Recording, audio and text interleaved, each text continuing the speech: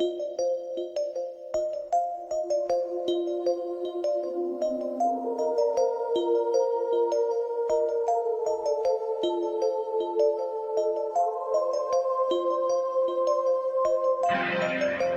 are listening to And If Love Remains, a unique show spotlighting people, ideas, science, culture, and art. Your host, Mike Lovett. Hi, thank you, Rachel, for that wonderful introduction. This is Mike Lovett, and you are listening to And If Love Remains. I'm here with my co-host, Dr. Elias Axel Pedersen. Welcome, Elias. Hey, Mike. Great to be back. It's going to be a fun time. It is going to be a great time, and I'm very excited to talk with our guest today, Dr. Frank Huang. He is a friend of yours. He's professor at Miami University in Oxford, Ohio. He is a quite in-demand teacher. He's a stellar pianist with a vast repertoire, and currently he's in the process of recording the entire output, which is an unbelievable thing, of the Russian composer Nikolai Medtner. Medtner, sorry. And it's wonderful to have you on. Frank, thanks for joining us here with And If Love Remains. Thanks so much for having me, Mike, Elias. It's truly a pleasure, and I look forward to our chat today. Yeah, me too. Just real quick, give some. I gave you a quick, the quick introduction, but tell us a little bit about yourself. How music became part of your life, how you became a pianist, and maybe the short version, because I know all of ours are long versions. Your origin story. Yeah, what's your origin story for us? My origins. Yeah, right. Super pianist. Yeah, I don't have a very exciting story about how I came to piano, other than the fact that, I did not grow up in a family of musicians. My mom did take piano casually as a hobby when she was pregnant with me. So I think she always likes to claim that credit as to why I became a pianist. But in all seriousness, she encouraged me at a young age, and then I just fell in love with it, and it wasn't ever like a battle or a struggle to get me to practice, because I always enjoyed it, and one thing led to another, and it just always felt like a calling in terms of being a professional musician, being a pianist. Growing up in high school, I had other options in terms of other fields of study, but nothing really gravitated me more towards music and piano, and I was just always surrounded by. I went to a pre-college program, and I was always surrounded by other students that were just really, really passionate about music and cultivating their craft, and so it was just what I knew and what I was just kind of just destined to be. A natural progression, yeah. Yes. It wasn't ever a chore for you. You just loved it. And I know, actually, because I've known Frank for a long time, I know how much you used to practice. A lot of hours. Yes. And I never saw it as, oh my gosh, I never saw it as a sacrifice, if you will. I just saw it as, yes, it's a necessary requisite and requirement to being a professional, but it didn't seem like work, and that's the best feeling to have. So yeah, and I've known Elias for, years. Yeah, so many years. It's great. Yeah. So I have a kind of this sounds like probably a dumb question, but I'm good at those. I have growing up, I know for myself, I grew up loving music. I was trained kind of in the classical realm, but I really kind of myself, I loving like rock bands like Rush and Dream Theater and some of these bands that kind of like inspired me. And then the classical aspect kind of brought kind of came back to me. You know, I got far into jazz and fusion and a bunch of stuff like that, and still am. Like, I love that music. I'm very eclectic in my taste. But it's kind of that it's brought me kind of full circle to you know, the classics. And I'm curious about that with you. Like, you're you know, obviously you have been drawn specifically to Medtner, but to the kind of the classical world. For you, did you kind of find a journey through different genres of music? You know, what drew you to being a you know, classic performer, playing, you know, the greats of the last 400 years? Yeah, as you mentioned, my world is and has been and also was revolved around classical music. Although I did, you know, appreciate other genres and forms. One of my really good friends is a jazz saxophonist, so he talks about his world all the time, and I just love getting immersed into that world. In college, I actually really appreciated a Radiohead because it has that kind of you know, rock and class, and I believe they were even classically trained too as well. And so I do enjoy those fusions. And but yeah, no, I would say primarily in the classical world. And I grew up to and I've talked about this with you, Elias, a lot about just growing up with all those historical, legendary recordings, the greats, right? The greats, Horowitz, Glenn Gould, Richter, all of these, and I just it just inspired me, and I remember just in the car and at home, just burning out the CD and the CD player, just constantly. And no, I can relate to that. Yeah. So, it just brings back a lot of great memories. But anyways, to answer your question, I just really was focused more towards classical, but I do appreciate other genres, of course. Yeah, we were all so influenced that really golden age of recording the great pianists. And we've had Mark Ainley on here a couple times. I'm sure you're aware of him or know him. Right. And we've talked about some of those great recordings that inspired me, that inspired you, Mike, and all of us. And so it's a rich world to grow up in. Absolutely. Absolutely. And it is what's wonderful. And you and I, Franco, were talking a little bit, talking before the podcast about diversity. And but it's wonderful to listen to those recordings and hear, you know, the different people's interpretations of the same piece, and how a great composition can bring out so many different and interesting, you know, flavors, takes, you know, inspirations that can kind of touch different people in different ways. Yeah, oh, for sure.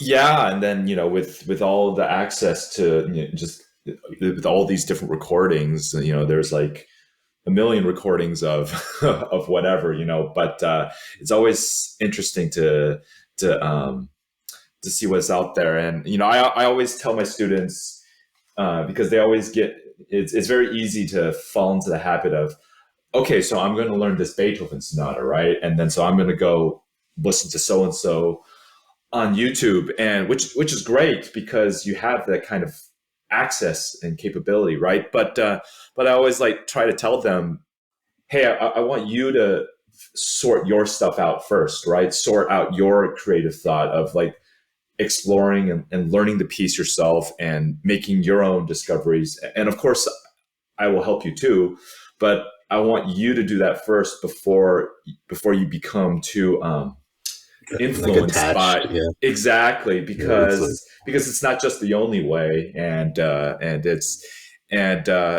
me you're kind of doing yourself a disservice. It's that's the most creative part. Why would you deprive yourself of that process, that creative process? So anyways, it just reminded me of that when you were mentioning that, Mike. Yeah, I think actually on that issue, we've talked about sort of also with Daniel Shapiro. Of course, you know him very well. Yeah, and about when it is best to listen to a recording, you know, with his students, for example, and when not to, and when to work on your own. And certainly for those of us, you know, that have played and heard a lot of repertoire, sometimes it's hard to to start a new piece with fresh ears without having heard all the things from our past. And so, I don't know if that's, maybe we can talk a little bit about your teaching before we get into Medtner. What are some of the precepts you use, or, all these guru advice nuggets that you can give us? But no, seriously, if what are some of the things you do to work with your students at the university level? Because I know you've taught at the university level for many years, and maybe other levels if you currently teach them. Yeah. That's such a great question, because I think that is a challenge, right? Especially if we're playing repertory that has been played so much, right? With tons of recordings out there. Maybe we've heard a few live performances. So we already have an expectation of what's going to happen. And that's kind of the premise that I try to tell students, is that, at some point in history, this piece was brand new, right? It was completely new. And so even though you've heard it 100 times, and maybe you've performed it 100 times, but it needs to, each performance, each time you bring it back, or even if you're playing it for the first time, but it's still a very popular piece, it needs to be like it is the world premiere of it. And that's really, really hard, because, and that kind of goes back to what I was saying about not listening to recordings early, because like then you get influenced. And so I tell students to, like I said, after they work out all their stuff, work out, like really examining, exploring like the details, the beyond the notes, right? Beyond, even after you memorize, you look back at it, maybe at a different microscopic view, right? And maybe different angle. And And then after that, and then after we explored a lot of our options out, then we can see, okay, what are other people, what are other pianists, what are other recordings, what are they doing, right? And and it doesn't mean to copy, because to me, I feel like original art is the best. We want original art. We don't want copied art. We don't want replicas. And then we can see what works and what doesn't work. And to me, I find that this, and just from my experience, that this process really engages students. It creates the creative juices going. And of course I tailor it depending on, the student, whether they're a grad student or a freshman, or I have some talented pre-college students. And to me, I still do this process for everyone. I just kind of adjust it and tailor it depending on their level, their taste, their experience. Exactly. Sure. Yeah, that's good. Yeah. So it's a very tricky thing, I find, and especially a piece that you have worked on many times. That's always difficult. I think we all have that issues, right? That is very hard. Yeah. I love that. That's good. Yeah, how do you make it the world premiere? Because the truth is, it's the world premiere for somebody. Yeah, it is, exactly. Yeah, it is a world premiere for someone. So I often say it's like, like meaning behind like this particular marking by Beethoven, or this, or like what, like why did he choose this particular option when he had this one readily available? And then this goes with like, your familiarity with what Beethoven tends to do, like his compositional voice. And it's just like studying any good poetry or literature, right?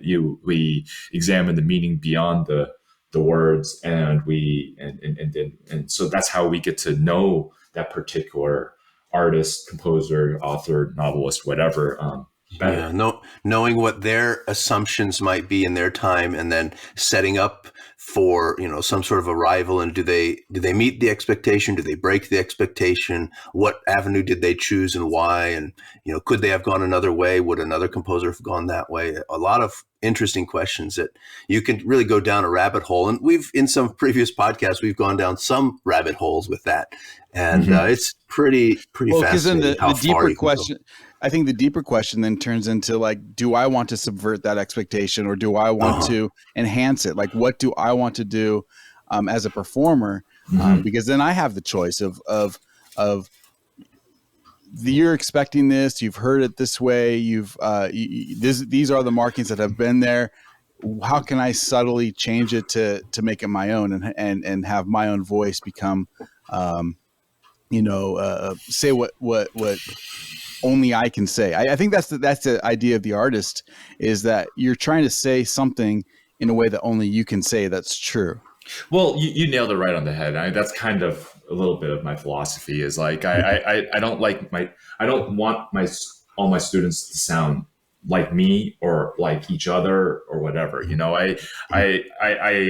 This kind of, I don't know how you could call it, analytical lessons or whatever. I want them to have ownership of their performance. Of they'll be like, it's my piece, right? The students always like to say, it's my piece, right? And I don't want them to feel like, well, okay, I'm just kind of doing what my teacher prescribed to hear. And sure, there are some things that are prescriptive, of course, but I think there's elements of performance where, like, you can say what you can explain to the student what the composer is doing here, and maybe what's impactful and significant. But at the end of the day, the student has a reaction. They feel what they feel towards what the composer is doing here, and they might have a different take. And I say, as long as you're convincing, maybe I might not agree with your musical decision, but I can't say you're wrong. And so I just kind of like to have students take, like you said, Mike, just have ownership of their interpretation and their performance, and I just think it makes it fun for everyone. Yeah. So Yeah, for sure. they want to practice more. you start to feel like almost a collaborator with the composer who's been dead for 100 or 200 years, and that's kind of an exciting aspect to think about. Yeah, exactly. And we just kind of discover things together, and sometimes I learn from students. I'll be like, oh, I really didn't see it that way. And then, and those are the best, because those are the best learning moments and teaching moments for everyone, right? For the student and for me. And I just love teaching in that kind of way, where it's just almost kind of a Socratic method, where we just kind of go back and forth and talk. And sometimes questions are met with more questions, and that's okay. And I think that's fine. I think that's a great thing. And it takes a lot of time.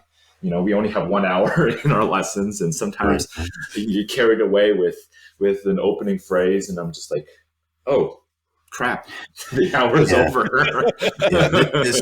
It's incredible. I think for people that maybe don't teach or don't know what goes into in any field, but certainly in music, like how you can delve into things.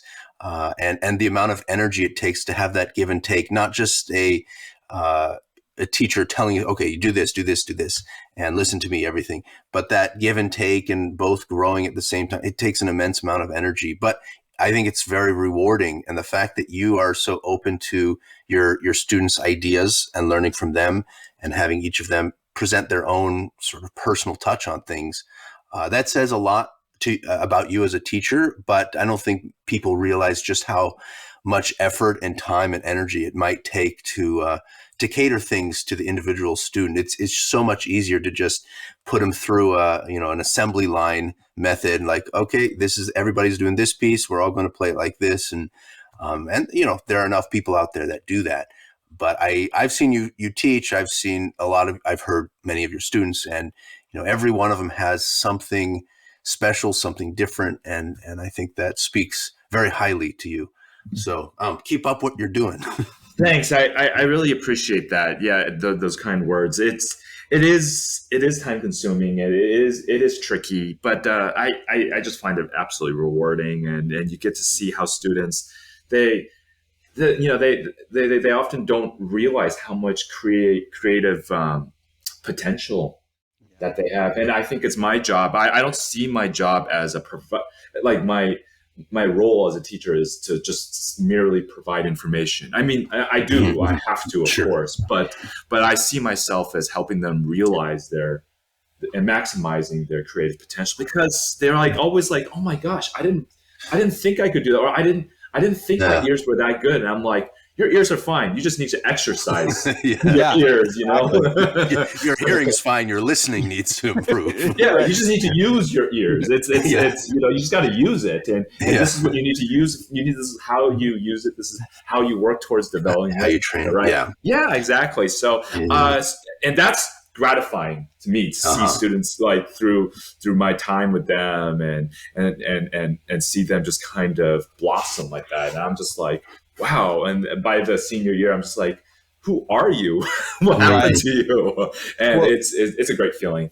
And that is a sign of a great mentor. And I've always used that term with my students. I'm not trying to teach you. I have to teach you because that's part of the job. But I really feel myself as more of a mentor. You know, I'm mentoring you towards your goals. That it's not you're not trying to be. It's not my vision that matters. It's your vision. It's not even your parents' vision if you're still under their roof. It's really your vision. You've got to start to learn what that vision is, and you know, whether it's in music or out of music, like that practice will help you in life no matter what. Is learning what is your vision and helping yourself to accomplish that. I completely agree. I completely agree. And, you know, and that of course, in terms of the intensity of how much you're going to push that, of course, varies on the student and the age level and everything. But yeah, I'm now speaking primarily about my college kids.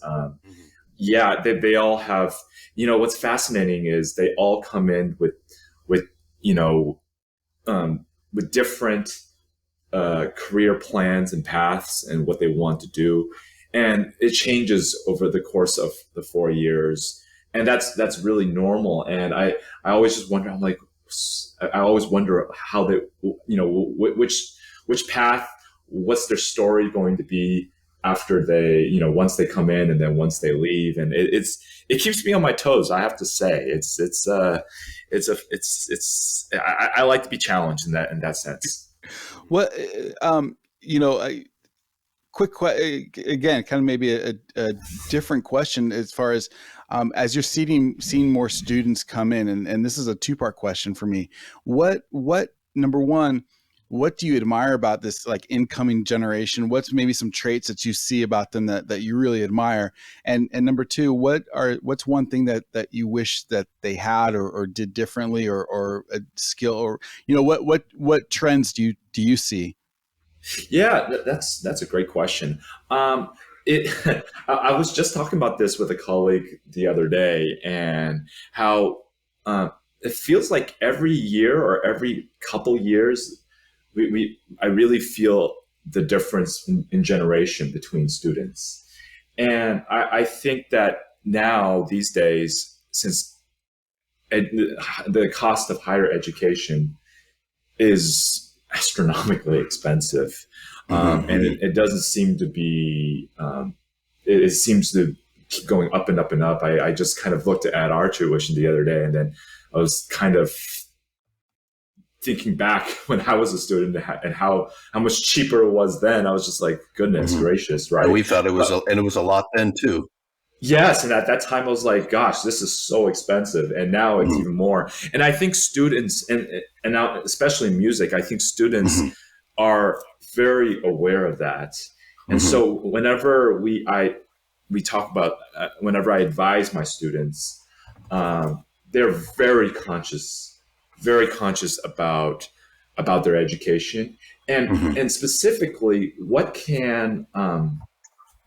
will this class, or what will this kind of thing, or this activity, or you fill in the blank, right? What will first of all, is it worth it? And and how will it help me achieve my goals?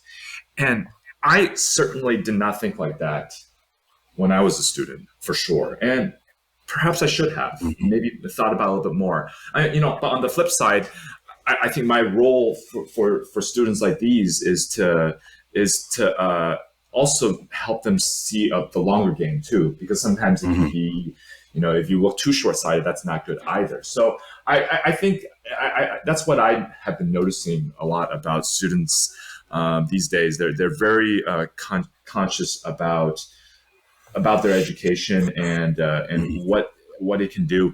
And I also noticed that they're involved in so many different things that are just not pertaining to their degree or to their career. And I think that's kind of the trend and the thing that is just has to be these days. And so it's just really interesting to see where this will take us, especially in another 3 to 5 years, 10 years. We're oftentimes we are challenged as faculty members to always do that exercise, right? Yeah, rethink that. Reimagine, rethink, rebrand, right? All these words, and it's challenging. It's tough. It's sometimes no one wants to have the conversation sometimes, but I think it's necessary. So it's a challenging time indeed. Yeah. Yeah. Well, I was wondering, and I don't know, Mike, if you have more questions on this, I'd love to start delving into some Russian music. Oh, absolutely. So just real quick, just want to recap that we're talking to Dr. Frank Huang from Miami University. And yeah, we've been talking a lot about the kind of the teaching aspect, the mentoring aspect of teaching young kids, but one of his passions I know is Russian music, and specifically Nikolai Medtner, and talk to us a little bit about that journey. Yeah, maybe also who he is, because I think a lot of people or listeners don't know this composer. Sure. Yes. Nikolai Medtner, as you mentioned, he was a Russian romantic composer, born towards the tail end of the 19th century and lived really all the way to the 40s and 50s. And he was a contemporary and actually really, really good friend of Sergei Rachmaninoff. And he lived around the same time as all the other Russian greats, Sergei Prokofiev, Scriabin, although they had different pathways, but they lived around the same time. And his compositional output was just as significant as these composers. And although he did write music other than solo piano music, I mean, he did write some chamber music. He wrote a beautiful piano quintet. He wrote a lot sonatas. Yes, a few violin sonatas, some piano duos, and he wrote really some beautiful. I had a friend who just recently released a bunch of songs, and my goodness, the piano part is fiendishly difficult, I have to say. Well, so is the singing part, by the way. His vocal music is almost unsingable. It's unbelievable. Yes, and it's gorgeous. And he wrote piano concerti. So he wrote a lot, and unfortunately, he's not. Maybe in some piano circles, he is. He's not considered technically cutting edge. He's more a little bit well known. But I would say to the general public, he a number of reasons, which I can get into later if you want. But there's just a number of reasons why he just did not achieve that kind of international fame like his Russian compatriot Sergei Rachmaninoff. And but one thing, it's just hard to follow the footsteps of Rachmaninoff. It really is. Yeah, you know what? You know what though? I think he's a better melody writer. I mean, that's just me. It's interesting that you say that, because he does have tuneful melodies, and I will say though that it's not always. It doesn't have that kind of instant appeal compared to Rachmaninoff. Like if you think of his cello sonata or his second piano concerto, those were instant blockbuster hits, right? And and Medtner in general doesn't have that kind of like, oh, I hear it once and I keep wanting to hear it again. Now, for me, I'm biased, and I'm like, yes, there are absolutely some pieces that are like that, but I can understand that there are some pieces that it's like it's like wine. It just has to age, and it's like it's an acquired taste. And then sometimes They're you just have to maybe not hear as it more. easily. Yeah, they're not as Yes. easily accessible sometimes. The melodies Right. might be flowing out and a little bit more out there than we would predict or expect, and so it's harder to remember maybe. Yeah, exactly. So, but I wrote this on my liner notes for my first CD, which was released in April.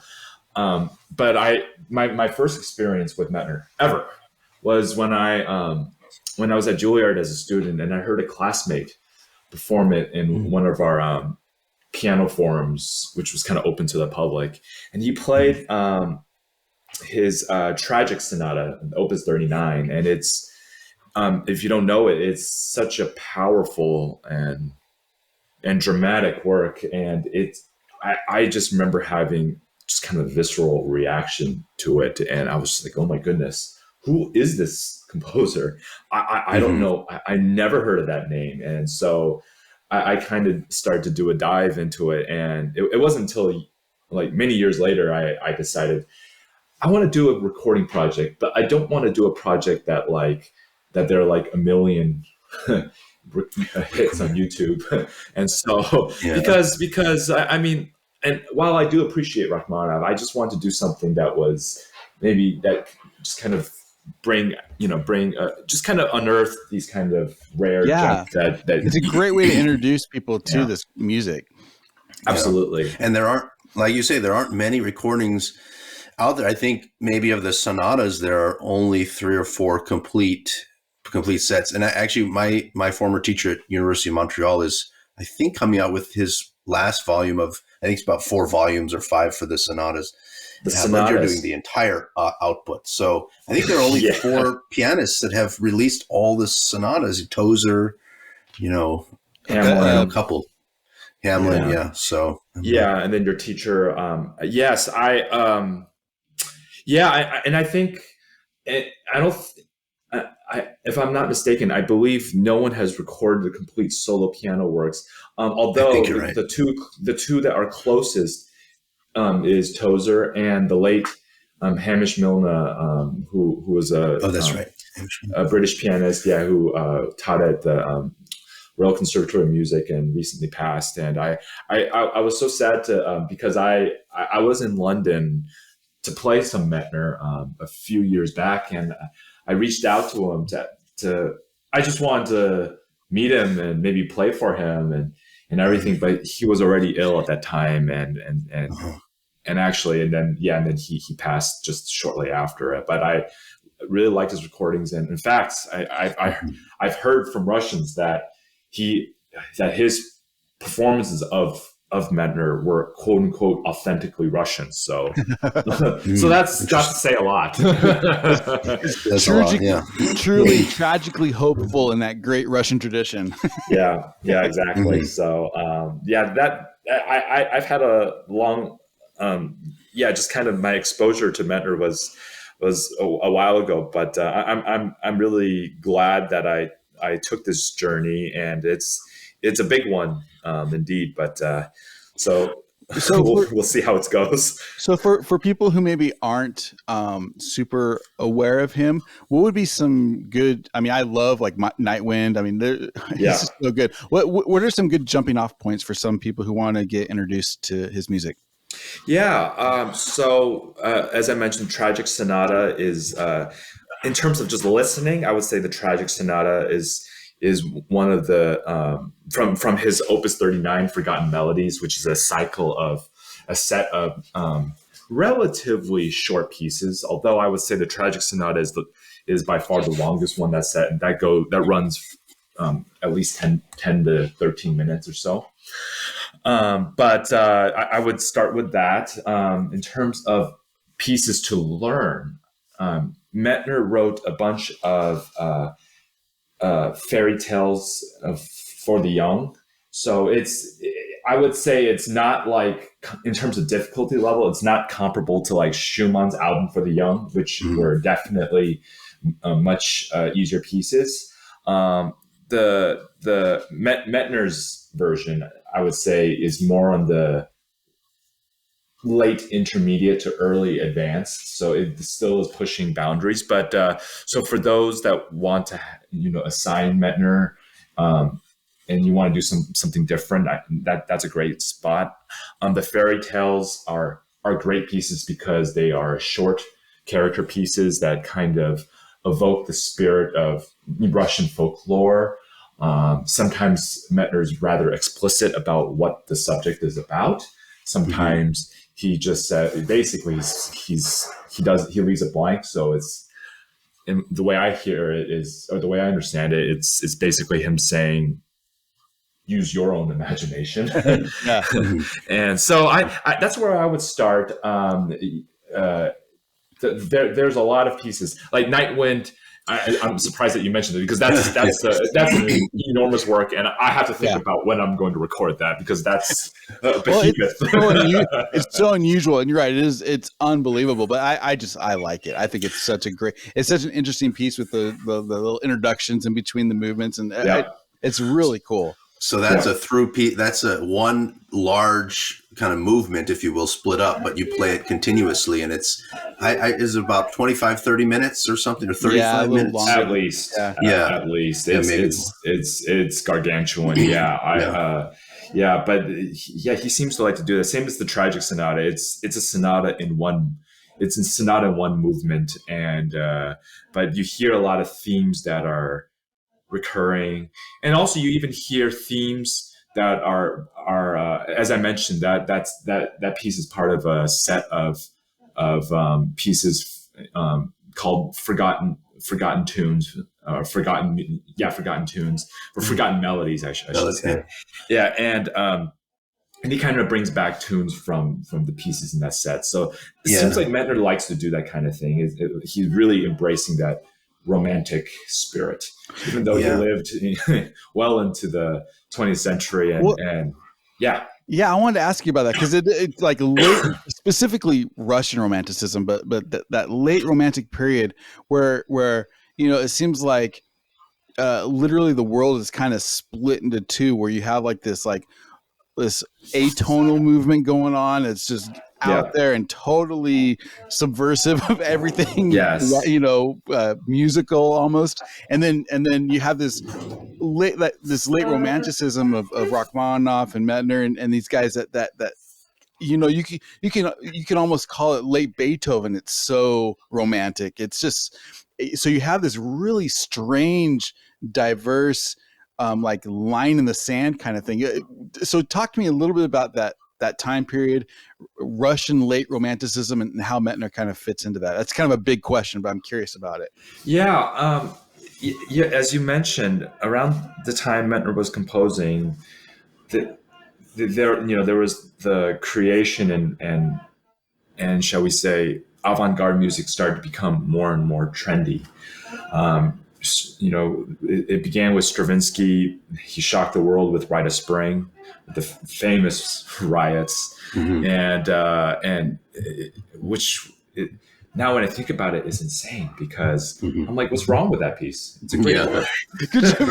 right. But they weren't ready for it. Even the same with Debussy's Prelude to the Afternoon of the Faun. I think there were, I can't remember who said it, but I think there was a famous musician, composer that said, "Oh my God, the end of the musical world is here." They just could not. The musical apocalypse is upon us. Yeah, they weren't ready for that, right? And then later we get Schoenberg, and then we get Stockhausen, Boulez, and all that stuff. And then at the same time, you have Medtner and Rachmaninoff writing rather conservatively, right? And that was.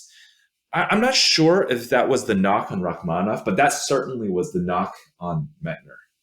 And that was kind of one of the criticisms, is that, he was writing quote unquote backwards music for its time. And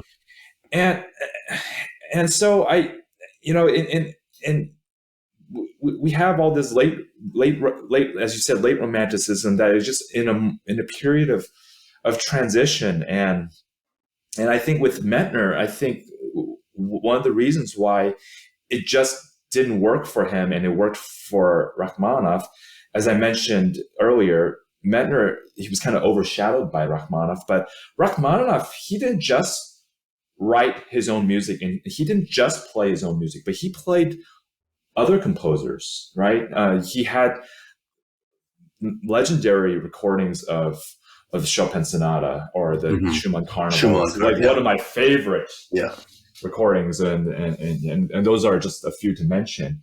But Medtner wasn't really interested in performing music other than his, and that's kind of that was a problem. And he actually really has really strong thoughts about this. He thought, he just viewed composing as a kind of a higher calling, if you will. And he was like, I'm composing, I'm creating music, so I am just going to play my own music. He really didn't like to play other music. Maybe he did play, I think he did like Beethoven, actually. He did play some Beethoven, but his refusal to not play other composers, I felt like put a kind of a damper on his career. And he didn't like to market. He didn't like to promote himself or market again, because he was thinking, I'm just the composer. That's my job. More humble calling. Yeah. Exactly. And so where that was not Rachmaninoff. No, that was not Rachmaninoff. And actually that's kind of in Medtner's biography, he kind of, I read, it's fascinating. Medtner really respected Rachmaninoff, and Medtner loved to want to talk about music and composing and everything. And Rachmaninoff didn't really, by the way, Rachmaninoff really respected Medtner. He called Medtner the greatest living composer of his time. So Rachmaninoff respected Medtner, but Rachmaninoff didn't really want to talk about this stuff. And it's probably because Rachmaninoff was so busy with all the tours and composing everything. It was tiring, and I think he probably didn't want to. But Medtner really wanted to talk about the nuts and bolts, wanted to talk shop. And Rachmaninoff didn't want to, and that would always disappoint Medtner. And also Medtner, there was a lot of jealousy. Medtner wished he had the kind of career, but Medtner thought that Rachmaninoff was probably a sellout. And so it was just, it's just an interesting dynamic, because Medtner really looked up to Rachmaninoff, and the feeling was absolutely mutual. But there was some sense of jealousy, and I think jealousy also kind of prevented him from having a career. And Rachmaninoff really helped. He arranged a tour for him in the U.S. and just for many reasons, his career could just never take off completely. Yeah, well, he didn't really come to, Rachmaninoff moved to the West, moved to the U.S. and just had a burgeoning career here, and really was a performer and a showman. And I'll say, I think he was a very humble one. Of course, he did what he had to do to promote himself, but I think others really helped and promoted him and brought him. I think Saul Hurok might have been one of the early ones, but he was just such a magnanimous performer and really got out there, and we know him in the West because of that. And I think another person that kind of got left behind in a way, although he's a little bit more, a little crazier, and in his own world, was Scriabin. And both Scriabin and Medtner were sort of left in Russia, similar time period. And just didn't get as well known here in the West. Scriabin is more well known now, certainly, than Medtner. But Medtner's starting, I think, to become more known. But it's been a slow train, and also the recording possibilities. Rachmaninoff performed and recorded a lot, including all his concerti, and Medtner didn't have those options until I think relatively late. And I wonder if you can talk about that connection with how that came to be, and then maybe his connection with India and the support that he received. Exactly. Yeah, you're absolutely right. I forget the name of that. Mysore, the Maharaja. That's right. Thank you. It just kind of slipped my mind. I haven't finished all my coffee yet, but yes, absolutely. And that to me, and unfortunately, that happened towards the end of his life, and towards the tail end. And And I definitely think that was a I'm turning sorry, point. I'm not familiar with this story. Oh yeah, What can you happened? tell the story how this happened? Sure. Are you talking about how he met this person? I don't recall exactly how he met this person, but Or I know I mean, like how he was supported. I think the Maharaja of Mysore, which is a city or a province in India, heard in him India. and loved Yes. him somehow, and then like became his patron, which wasn't a thing that was done much in that era. That's kind of more the Tchaikovsky era. But Yes. anyway, he kind of loved his music and started to support him. And didn't he pay to have his recordings done? Recordings. Yeah. Yes, exactly. So And um, I believe I can't remember if it was. I don't think it was. It was definitely not the complete output, but no, he no. recorded a lot of stuff, Uh-huh.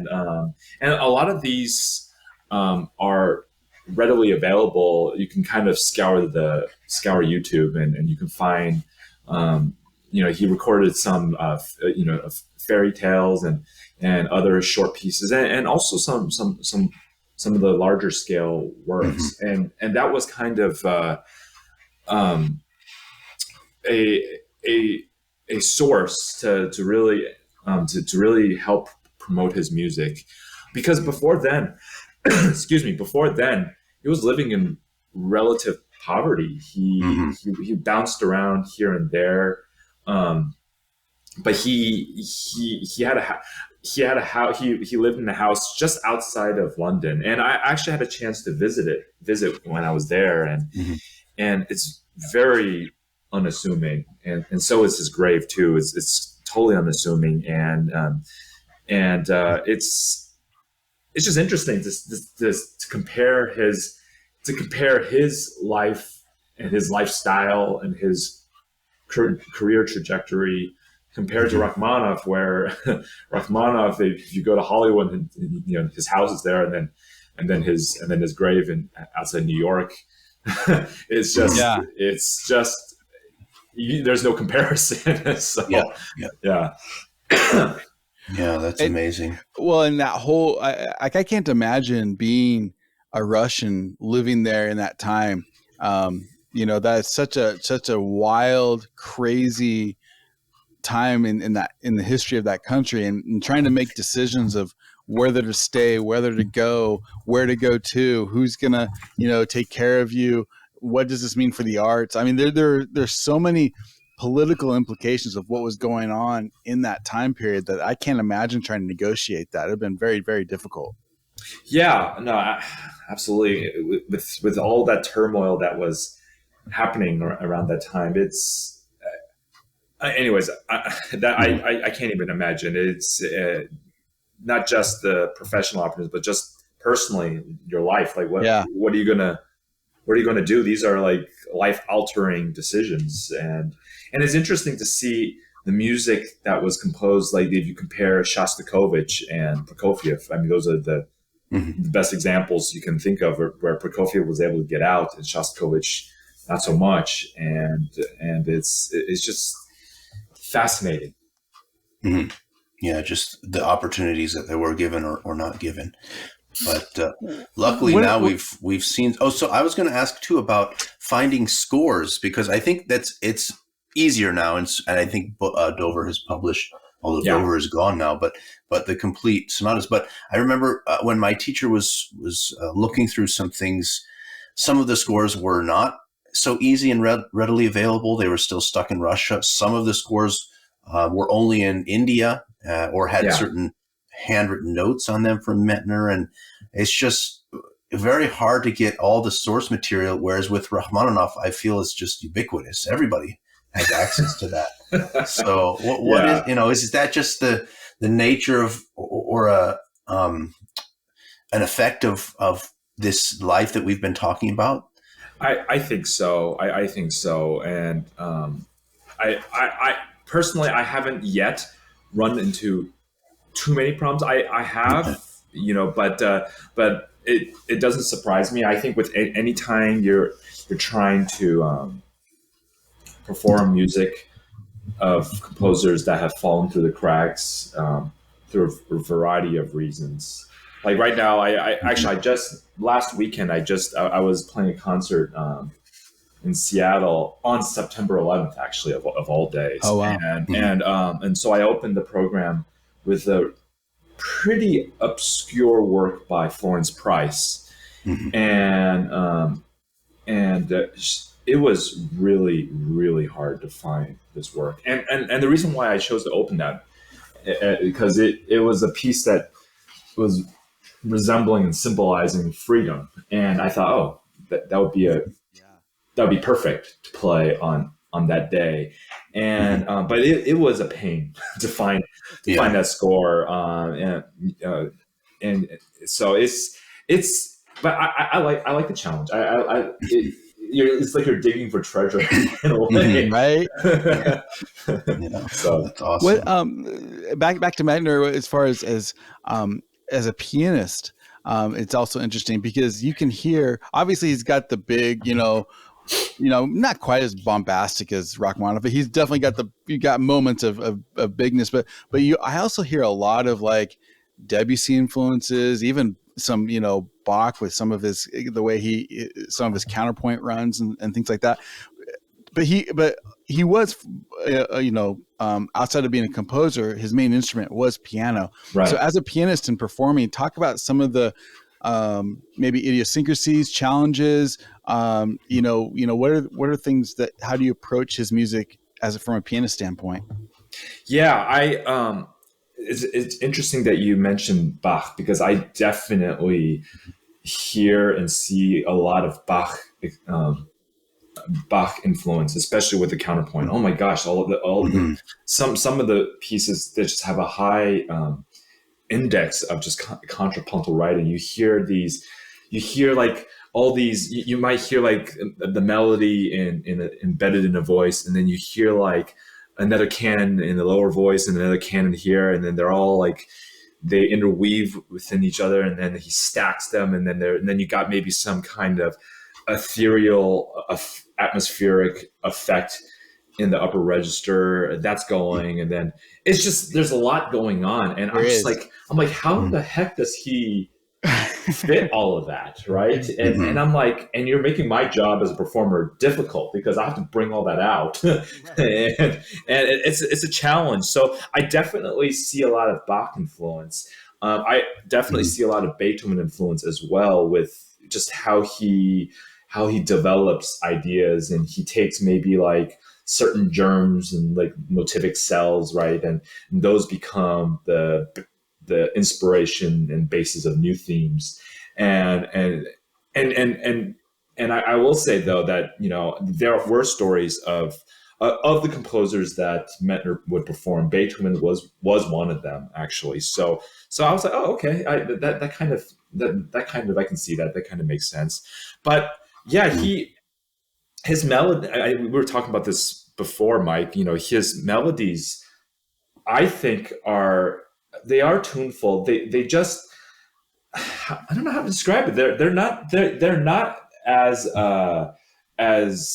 catchy, if you will, compared to Rachmaninoff, but he writes some absolutely beautiful melodies, and they are, and I find that his writing is often rather ethereal, and in his music he's incredibly descriptive of what kind of image or mood that he's trying to convey. Yeah, that's a great way. Like as I was listening to some stuff last night, just kind of refreshing some things in my mind, it was striking me how direct he was. He was not like you didn't have to guess about what he was trying to get at. It was there, and it was put in this perfect setting. Like it was really well crafted. Yeah, I think so, and also in his pianistic writing, gosh, it's hard for me to sum it up. I mean, I think there's elements of the awkwardness of Brahms in there. I think there in terms of just how all the different textures and parts weave and run into each other. I, of course, see Bachman, and then you can't help but not to think about Rachmaninoff as well, how they just blend together. And then some of the melodies and how he writes with the left hand in terms of supporting the right hand melody. I can't help but to think of Chopin. And there's definitely harmonically, like there's a lot of Scriabin influence. And then of course, when you think of the fairy tales and you think of all of the kind of the Russian folklore and also just the kind of the return to modality, can't help but to think of all of the Russian composers like Mussorgsky and Rimsky-Korsakov and all of that stuff. So it's hard for me to just pinpoint, like in one simple sentence, what does Medtner sound like? But that's my best way of describing his music. Yeah. Yeah. An amalgamation of all the greats. Yeah. I think so. I think so. And he really does draw on a lot. And he was a fantastic pianist. And so some of the passage work, I've only played one sonata, Reminiscenza, which I think is one of the more accessible ones. It's beautiful work. Yeah, and it's just some places like, oh, this just fits perfectly, and other places like, boy, I got to figure this thing out. So yeah. I right now so I'm going to record the second volume of his complete solo stuff, and on that I'm on that CD there's two sonatas I'm doing, but I just recently performed. Elias, do you know Opus 22, the G minor? Yeah, that's great. That's a tough sonata. I mean, not just technically, of course, but musically to hold that together. And I recently stumbled across a Stephen Huff recording, and oh my goodness, it was. I didn't know he recorded that. So that was. I think doesn't Gilels have a recording of that? Yes, Gilels. I think Horowitz. I read that Horowitz performed it, but I don't think there's a recording of it. I could be mistaken, so I'm not 100% on that one. But Stephen Huff, yes, this was a live recorded performance from the 80s or so. So this was quite some time ago, but it was really, really convincing. And it's a sonata. It's a one movement sonata, and it's just it has everything. It has, like, you have the chorale hymn in the middle. It's almost very religious sounding in a way, and then you have drama and all of these tempestuous, turbulent melodies and gestures that go from the beginning to the end. And so it was fun, but that was kind of what has kept me occupied in terms of that was like the last work that I needed to get before recording this December. But that was my spring/summer project over this year, and it was massive. Wow. So to give listeners, go ahead, Mike. Go ahead. Sorry. No, go ahead. Well, I was going to say, and this might be what you're thinking too, to give listeners an idea of the scope of the project. And I don't know if we can learn a little bit about, where you might be recording or where you recorded the last one, if you can't share the upcoming information. But, sure, just how you'd go about doing that stuff. Yeah. So as Mike said earlier, this is a project of 9 CDs of the complete solo piano works. And I just released the first volume in April last year, and it was I'm mistaken, 2 years ago now. Maybe time flies. Time flies. But yeah, 2 years ago, and it does feel like almost just this last year, but no, 2 years ago. And so I recorded the first volume at Miami University in our recital hall, and then I used my engineer was a colleague of mine at Miami University who engineered and edited the entire CD. And then so after that, I decided also to kind of change things up. And so for my second volume, I don't know if you are familiar with this person, Elias, but Are you familiar with the Blue Griffin I've label? heard that. Yeah, yeah. Yeah. So, anyways, the owner of that label and the owner, founder, and the engineer extraordinaire of that label is his name is Sergey Kvitko, and he's based in East Lansing, Michigan. Okay. And so I'm going to be heading up there in this late December after school's finished, and then we'll record the second volume. So he's a great pianist, great editor, and great engineer. And so we'll be doing that, and so that, and for that volume, I'm going to record two sonatas, the Opus 22, which is, like I said, a movement, a sonata in a single movement, and then another sonata called Triad Sonatas, and it's a beautiful work. It's set in three movements, almost independent of each other. In fact, I'm convinced you could play each movement individually as standalone pieces, and it would work just fine.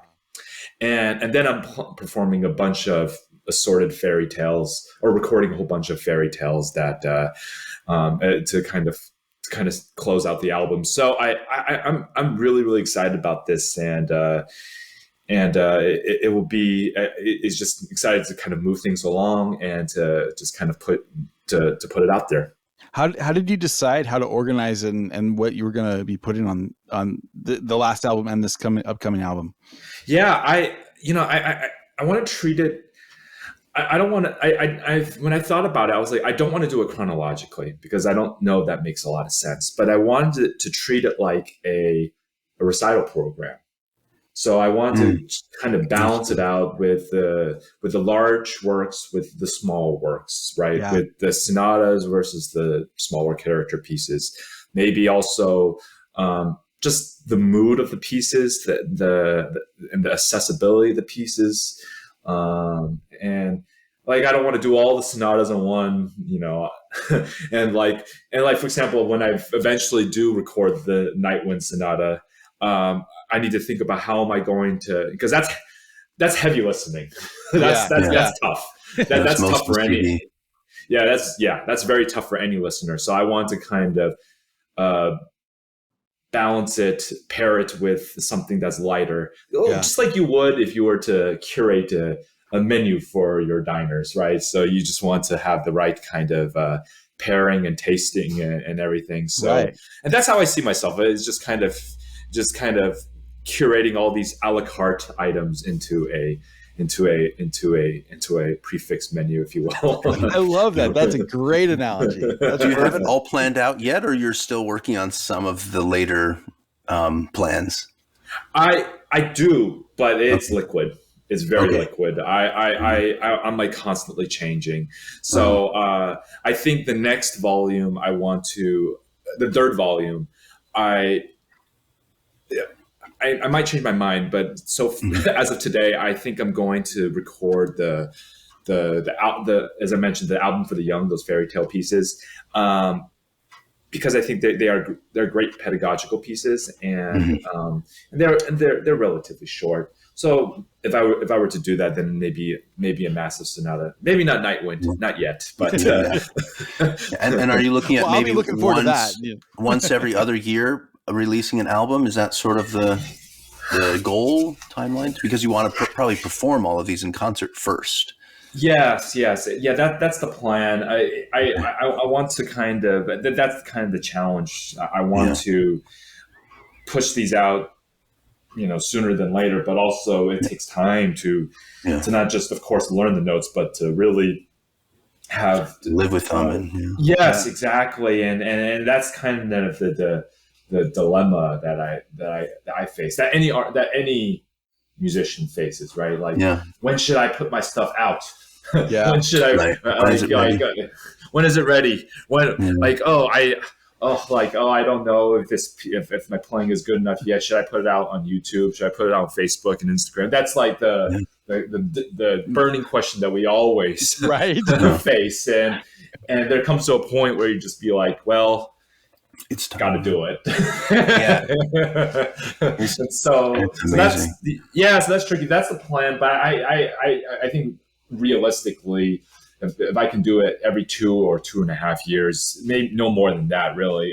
I mean, that's still a 20-year project when you think about it, to release all those albums. I don't know if people realize the delayed gratification in the music world, but you've been playing for umpteen years since you were a young child, and now you're putting on. You have this idea of a 20-year project to work towards. It's phenomenal. It's remarkable. Thank you. Yes, I hope it won't take 20 years, but it could, and it might. But yes, I just kind of want to.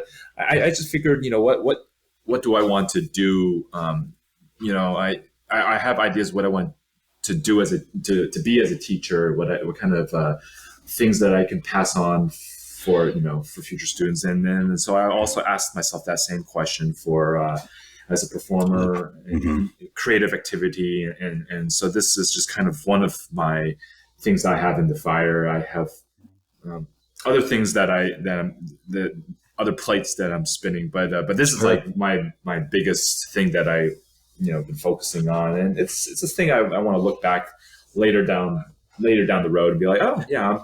I'm kind of proud of what I was able to do. Yeah. So, and I don't know people. Go ahead, Mike. I keep going in. I was just going to ask where people can find your, the stuff that you're doing. If they want to find out more about what you are doing currently and working on, what's the best way for people to find your music and find what you're up to?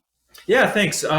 People can visit my website, www.frankhuangpiano.com, and then they then I have all my stuff on there. I have my my social media accounts there, so they can look there. And then I have some of videos and SoundCloud stuff on there too. And then if people are interested in purchasing CDs, I have information on how to do so also on my website as well. So I invite interested people to check it out. I will say, I always give a disclaimer that it's not like instant gratification. It takes sometimes repeated listenings to appreciate Medtner. Although some might be like, I don't know what you're talking about. I loved it right away from the beginning, and I'm like, great. I'm pleased to hear that. And there's some that just it might take 3, 4, 5, 6 listenings and be like, okay, well, he's so interesting because he's not gonna be that total like out there like Schoenberg or something. Like he's not gonna be that, and he's not gonna be that, as you say, the catchy tunist of like this second piano concerto of Rachmaninoff. It's not going to be that, but it's got this like really beautiful. And again, I come back to the word craft. I think he is a great craftsman when it comes to specifically piano works. I mean, he's so good. It's really beautiful stuff. It's funny that you've mentioned that word craft, because he took his craft very seriously. Like I mentioned before, like serious, like it was a higher calling, like almost like a sacrosanct duty, if you will.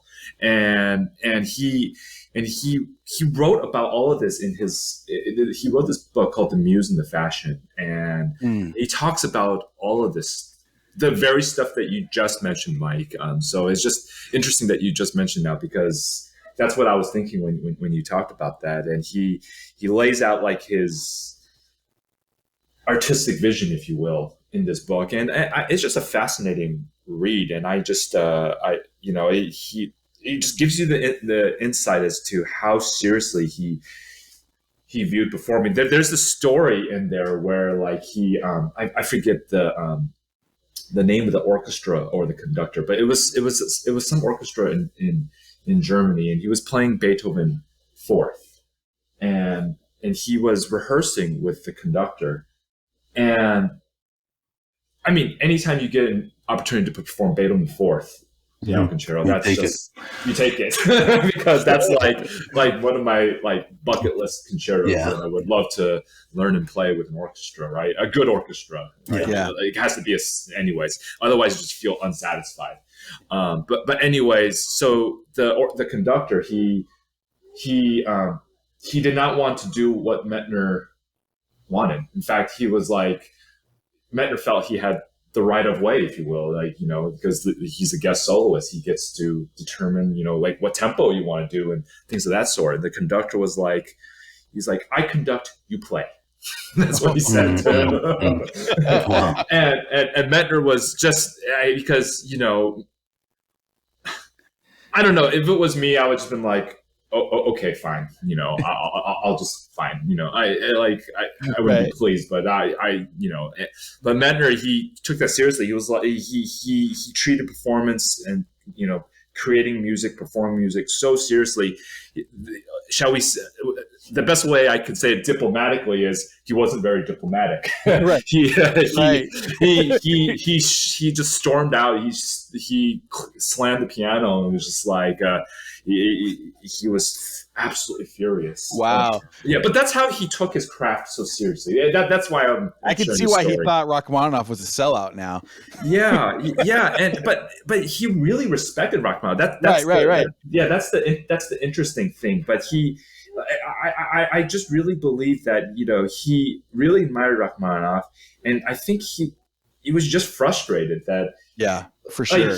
The truth, you can't have it both ways. But I felt like he was in between in there. Like he wanted to write his way. He wanted his career in a certain way. He wanted it on his own terms. But then he saw the kind of recognition that Rachmaninoff was getting, and so he was just kind of in no man's land. And it does sound like that Green Monster bit him a little bit. Yeah, I mean, Rachmaninoff was panned too, and I think they were both considered pastiche composers. It's like, we have all this Schoenberg and whatever Second Viennese School, and here you guys are writing in the style of Wagner or late Chopin, and you're going backwards. But it came eventually. They were recognized as first-rate composers, both of them.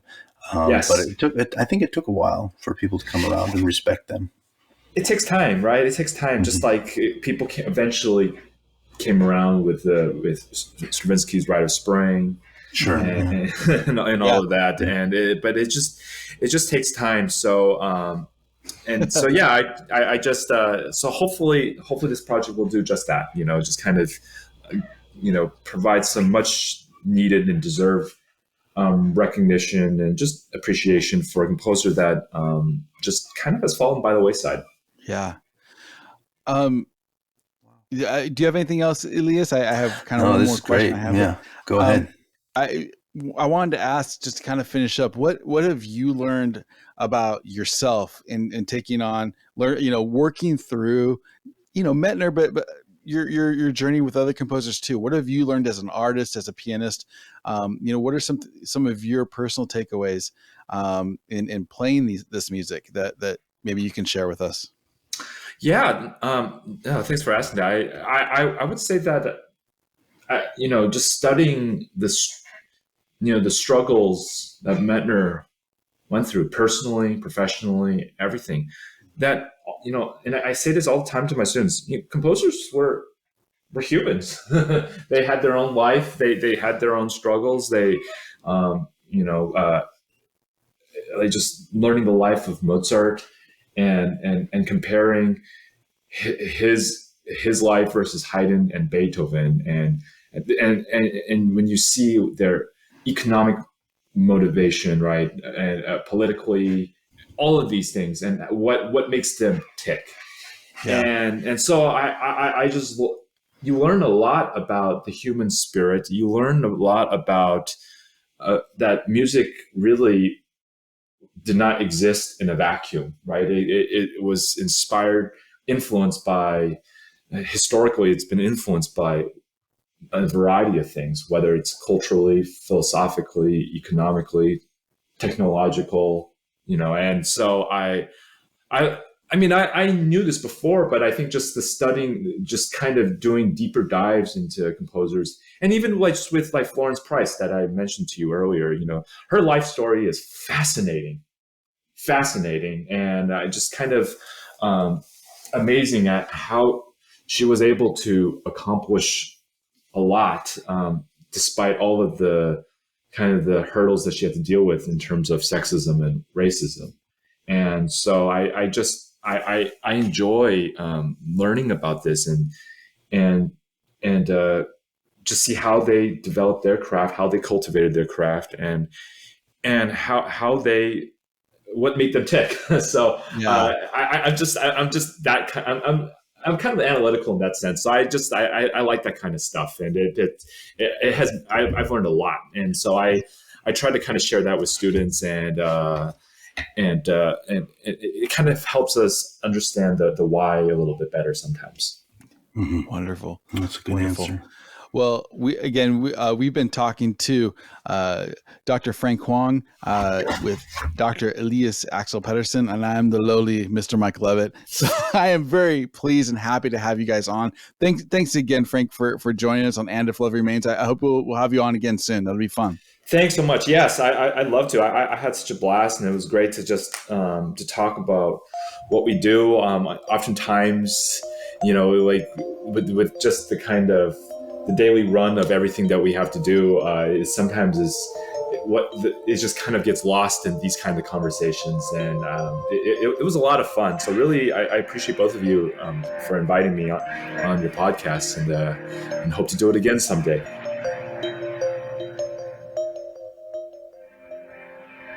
You are listening to And If Love Remains.